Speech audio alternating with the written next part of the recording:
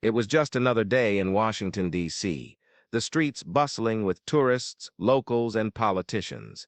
But amidst the chaos of the city, there he sat, alone, unnoticed, holding a sign that read, "Anything helps." His clothes were tattered, his face lined with exhaustion. He hadn't eaten in days. That's when Dan Bongino walked by.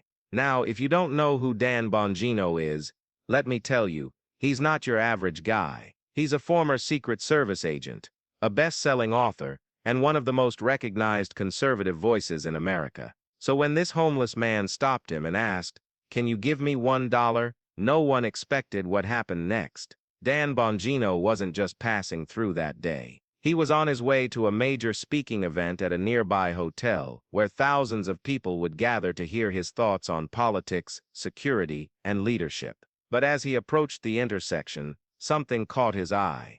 The man sitting silently on the curb. The man looked up as Dan stopped in front of him. "Can you give me $1?" he asked softly, his voice barely above a whisper. For a moment, time seemed to stand still. You see, Dan had seen homelessness before. He'd worked in law enforcement for years, witnessed the struggles of those less fortunate. But this time felt different.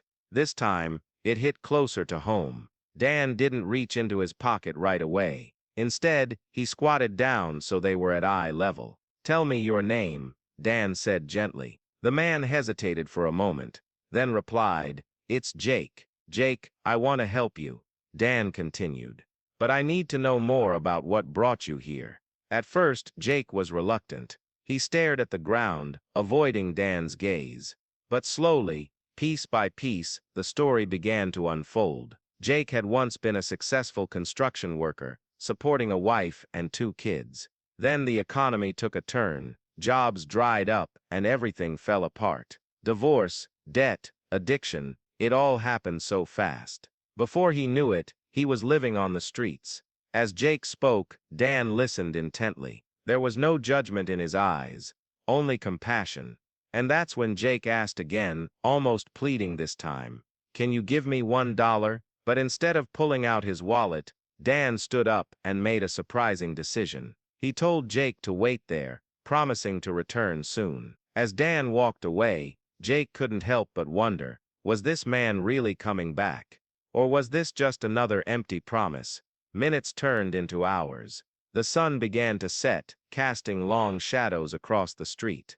Other passers-by ignored Jake, some even crossing to the other side to avoid him. But deep down, Jake held on to hope, because something about Dan felt different. While Jake waited, Dan wasn't far away. He entered a nearby cafe and pulled out his phone. His fingers moved quickly as he typed a message to someone close to him. "I found someone who needs our help," Dan wrote.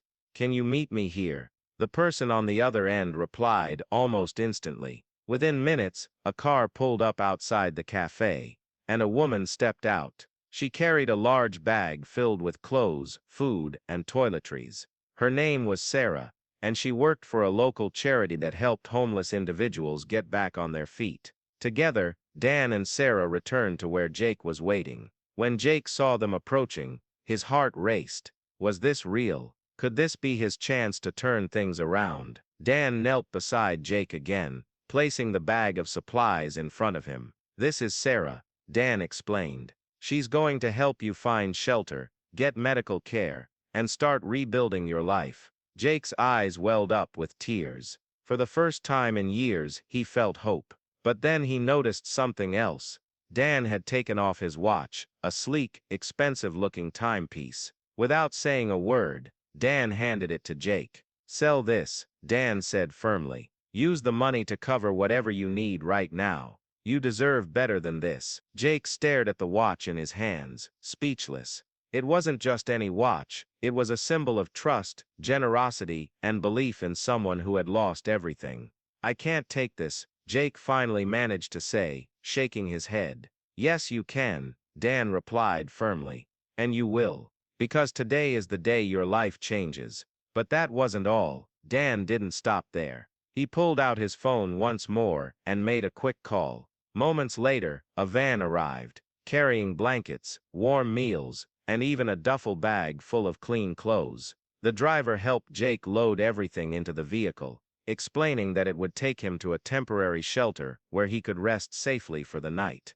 As Jake climbed into the van, he turned to Dan one last time. "Thank you," he said, his voice trembling with emotion. "I promise I won't let you down." Dan smiled. "You've already proven me right by asking for help. Now it's time to show yourself what you're capable of." The van drove off, leaving Dan standing alone on the street corner. But as he watched it disappear into the distance, he felt a sense of satisfaction. This wasn't about charity, it was about giving someone a second chance, and sometimes, that's all anyone needs. What happened next shocked everyone, including Dan himself. Over the following weeks, Jake's story spread like wildfire. It started when a local news crew caught wind of the encounter and decided to investigate further. They tracked down Jake at the shelter and interviewed him about his experience. When the segment aired, it went viral almost instantly. People from all over the country were moved by Dan's selflessness and inspired by Jake's determination to turn his life around.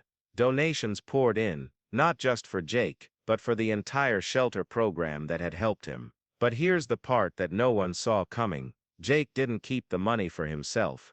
Instead, he used the funds to pay forward the kindness he'd received. He enrolled in a vocational training program, learned new skills, and eventually landed a job as a carpenter. Within a year, he was able to buy a small home for himself, and even began volunteering at the same shelter where he'd once stayed. One day, Jake returned to the same street corner where he'd first met Dan. This time, though, he wasn't holding a sign asking for help. He was handing out sandwiches and bottled water to others in need. And when Dan happened to pass by again, Jake recognized him immediately. "Hey," Jake called out, waving him over. "Remember me?" Dan smiled widely, shaking Jake's hand. "Of course I do. You're the guy who taught me that sometimes, giving someone $1 isn't enough. You have to give them a reason to believe." Jake grinned back. "And you gave me exactly that. Now it's my turn to pay it forward." So what do you think? Did Dan's actions change Jake's life forever, or was it Jake's own resilience and determination that truly made the difference? Let us know your thoughts in the comments below. And if stories like this inspire you to make a difference in your community, consider sharing this video with friends and family. Who knows, you might just spark someone else's journey toward helping others. Don't forget to hit that subscribe button so you never miss another inspiring story. Trust me, there are plenty more where this came from. Until next time, stay curious, stay kind, and keep making the world a better place, one act of kindness at a time.